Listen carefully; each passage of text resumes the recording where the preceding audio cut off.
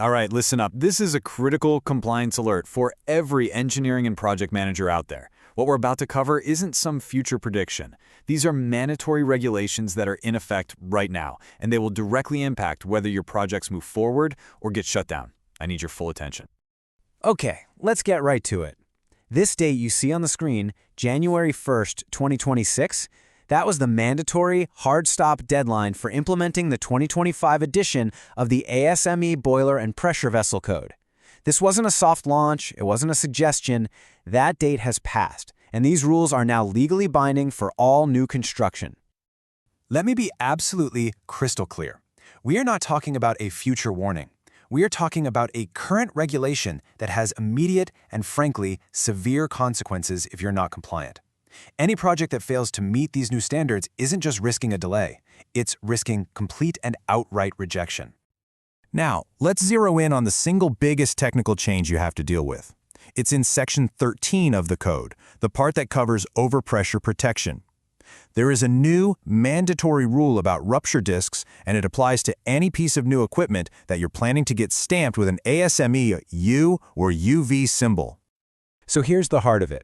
The code now requires what's called Certified Flow Resistance Factors, or K sub R. In the past, engineers could get away with using estimated or just generic values for rupture discs in their calculations. Well, those days are over. That practice is now prohibited. The code demands verified, manufacturer-certified data for any rupture disc that sits upstream of a pressure relief valve. Certified data is the only thing that's acceptable now. So why the big change? What's the engineering logic here? Well, it all circles back to a fundamental safety rule, the 3% inlet pressure drop rule. This new mandate completely eliminates guesswork. It forces everyone to use hard, verified data to guarantee that these critical safety systems will perform exactly as they're designed to, without fail. This isn't just about paperwork. It's about provable, verified safety and performance. And this table really lays it all out, doesn't it? The contrast couldn't be more stark. On the left, you've got the old way of doing things, using estimates, generic numbers. Basically, you were taking a huge gamble on compliance. Now look at the right. That is the only acceptable method going forward. Certified K sub R values that are backed by verified data. This is how you guarantee you meet that 3% rule. The path to compliance is now exclusively on the right side of this chart. Okay, so let's shift gears from the technical rule to the practical reality of enforcement. Because, knowing the rule is one thing, but understanding how an authorized inspector is going to enforce it, well, that's what's going to protect your project and, frankly, your budget. This is the paper trail. This is precisely what the authorized inspectors, the AIs, are going to be scrutinizing. Your manufacturer's data reports, things like the U1 or U1A, they absolutely must reference the 2025 Code Edition. And this applies to every single report signed after January 1st, 2026. This isn't some minor detail you can overlook. It is the first piece of evidence an inspector is going to demand. And this quote, this is what highlights the immediate financial risk. We're not talking about a potential fine down the road. This means that if your contracts, your design documents, are still based on an old code, your entire project can be shut down right at the design review stage. Think about that. That means all your engineering hours are wasted, contracts are broken, and you're facing catastrophic project delays before you've even cut a single piece of metal. Now, after all of that heavy news, I do have a piece of genuinely good news to share. This is especially important for those of you who are managing international supply chains that go into Great Britain and Europe.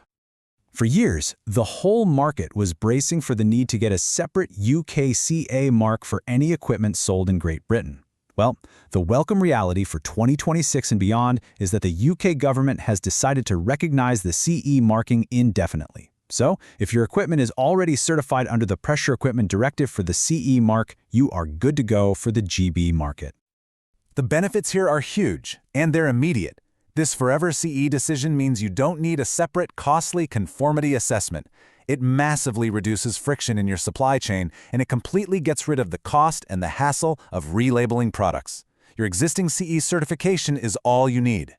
So, let's bring this all together. Let's boil everything we've talked about down into a clear, actionable plan. These are the 3 non-negotiable steps you must take right now to make sure your projects are compliant and safe from rejection. First, you need to go back and update all of your design calculations to meet the 2025 ASME code. All of them. Second, from this point forward, you will specify only rupture disks that come with manufacturer-certified K sub R values, no exceptions, period. And third, you have to personally verify that all new contracts and the data reports that go with them explicitly reference the 2025 edition. So I'll leave you with this final critical question, and it's one you need to ask your teams the minute this briefing is over. Given these mandatory rules that are already in effect, is your current project portfolio fully compliant? Or is it sitting there right now carrying a significant, immediate risk of being rejected? The time to find out is now.